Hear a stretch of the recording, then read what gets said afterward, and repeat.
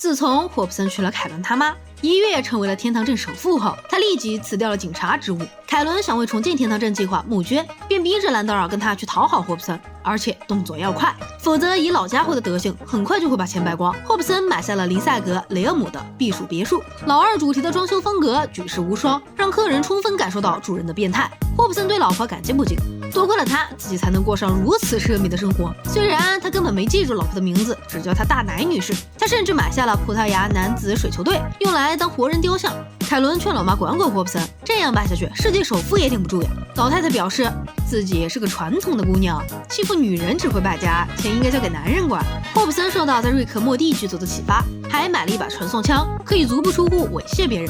凯伦说明了来意，恳求霍普森大发慈悲，为重建天堂镇捐款助力。霍普森诚心要报复这位拖欠退休金，害他迟迟退不了休的前任好警长。他不仅恶语伤人，还要当众羞辱兰德尔。警长忍无可忍，小发飙，凯伦却把他摁了下去，表示如果他不忍辱负重，讨好霍普森拿到捐款，他就肚子朝下高空跳水，把宝宝生成第二个凯文。这一招直接把兰德尔拿捏了，他只好强忍怒火，任由霍普森对着他的鼻子放屁。另一边，凯伦召集跑团众玩户外真人扮演，一帮宅男为法术判定的问题争论不休。吉娜忽然一个飞扑，把凯文按在地上走，说自己接到报警电话，这里有个红毛猥琐男想要性骚扰侦探。凯文解释了他们正在玩的真人跑团，还邀请他加入。吉娜表示他永远不会玩这种傻逼处男的幻想游戏，说着就对绿脸小鬼使用了1级拉内裤法术。临走前，他警告一旁的地中海怪叔叔，看好正在吃昏睡棒棒糖的孩子们，小心凯文那个变态来猥亵。凯文一会儿玩到晚上，红毛仔的妈妈本来约好要接他们回家，结果到点了人却不见了。孩子们担心他误入了禁林，但人们常说那里住着可怕的怪物。虽然红毛仔很担心老妈的安危，但实在不敢进去。路过的坎马罗鲍勃见义勇为，冲进禁林，立即发出惨叫，只来得及留下一句遗言：软了也有25厘米，给我刻在墓碑上。凯文和孩子们吓得仓皇逃窜。疯狂星期四这一条，马洛正准备享用珍藏的甜甜圈，却发现被人偷吃了。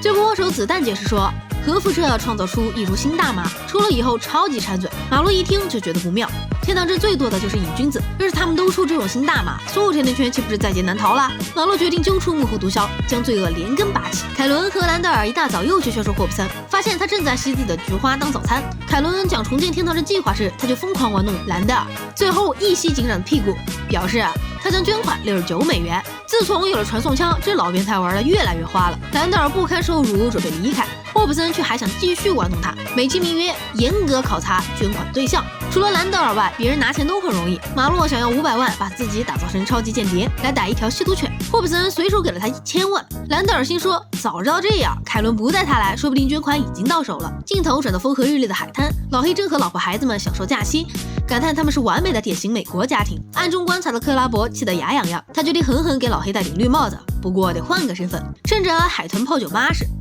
克拉伯把自己打扮成画王逼真，开始散发该死的魅力，表示自己潇洒多金、优雅蛋儿大，不仅唱跳 rap 样样精通，一首成名曲《我的滑板鞋》更是风靡万千少女。他还当众宣布，今晚全场的消费由 B 公子买单，把海豚吓得掉头就跑。克拉伯一瞧，心说这海豚还挺忠诚，色诱不行，那就威逼吧。另一边，凯文一会儿苦等了一晚上，红毛仔的老妈始终没有回来，他们只好报警求助。来的又是吉娜，毕竟其他警察都有事儿脱不开身。什么？你说还有凯文？他妈就是他这个废物报的警。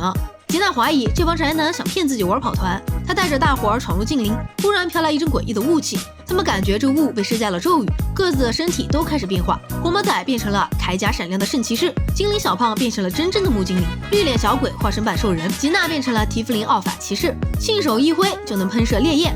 他顿时将之前的毒誓忘之脑后，直呼真香。可怜的凯文变成了侏儒，悲呼道：我他妈怎么变得更矬了？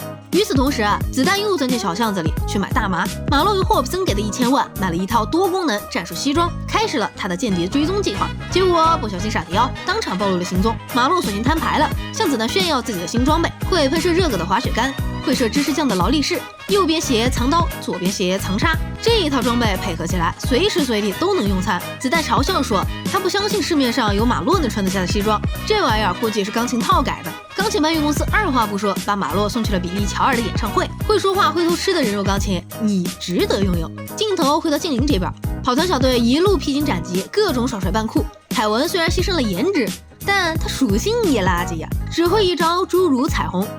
闪光术，被大伙儿嘲笑为阿宅。小队正聊得起劲儿，忽然撞见一只守护传奇宝箱的战西人，阿宅们正在制定作战计划。吉娜已经一通火球烧烤了战西人。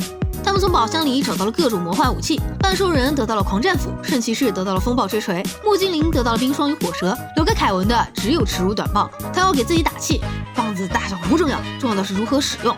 然后短棒就软成了面条。打架之前，他还得先把棒子录硬。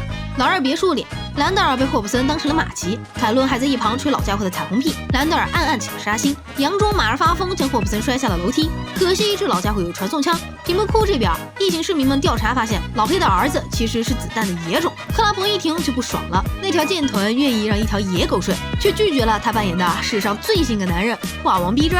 克拉伯一怒之下又有了主意，他假扮垃圾桶骗得老黑儿子的大便，准备拿去化验。不想罗比老爹那位光荣的掏粪工要来抢屎，两人展开了掏粪对决。可惜这段戏因为时长限制被砍了。克拉伯得到亲子鉴定后，拿去威胁海豚永远离开了老黑。老黑读着克拉伯一手炮制的分手信，只觉得心如刀绞，里面大肆吹嘘了化王逼真的牛逼之处，光一条所有脚趾一样大，老黑就一辈子都比不过。镜头回到近邻，跑团小队又遭到敌人袭击，队友们纷纷痛击友军，把凯文削成了人棍，他只好释放再生术，结果手脚小了一大圈，变得更矬了。兰德尔趁着夜黑风高，把霍普森骗入了近邻，准备一枪毙了他，就地掩埋。子弹和马洛你追我赶，此时也从另一头闯入了近邻。跑团小队深入林中，发现一群异形怪物。凯文不小心打了个彩虹屁，导致全队暴露，双方好一场大战。跑团小队虽然装备好，技能多，顶不住敌方的人海战术。危急时刻，吉娜死马当活马医，恳求凯文使用他的技术。没想到诸如彩虹闪光术一出，直接秒杀全场。最后的 BOSS 尤格索托斯登场，活毛仔的老妈被怪物一口闷。跑团小队正要开始围殴 BOSS， 马路忽然带着竹蜻蜓飞来，吹散了雾气。众人清醒过来，发现他们只是因为吸了放射性大麻烧出的烟产生了幻觉而已。精灵深处的秘密不是怪物，而是一场大腿张开屁股狂笑的典型美国乱交派对，俗称银趴。跑团小队所谓的传奇武器其实是卡瓦罗带来的一箱子假老二，那些怪物其实是乱交的裸男裸女。精灵的全称其实是18精灵。马洛阻止子弹买放射性大麻，结果自己误吸了毒烟产生幻觉，把子弹当成了会跑的甜甜圈，一路追着啃。兰德尔带着霍普森来到精灵深处，正要开枪，却撞上了这场银趴。霍普森以为这是兰德尔特意为他准备的，高兴地捐出了自己所有的钱。结果这几天的挥霍只剩下几个钢镚。办完家后，霍普森直接跟凯伦老妈离婚，因为时长限制，霍普森的乱交戏也被砍。过了几天，跑团中又开始玩真人扮演。这一回，阿宅们多了一位暴力妹子队友。幻觉跑团后，吉娜还挺着迷这种游戏，背着煤气罐到处喷火，吓得凯文一伙跑进了红毛猥亵犯的陷阱。这就是舍局保命的由来。以上就是《天堂镇警局》第3季第9集的内容，感谢观众朋友们的关注和支持，下期视频我们再见。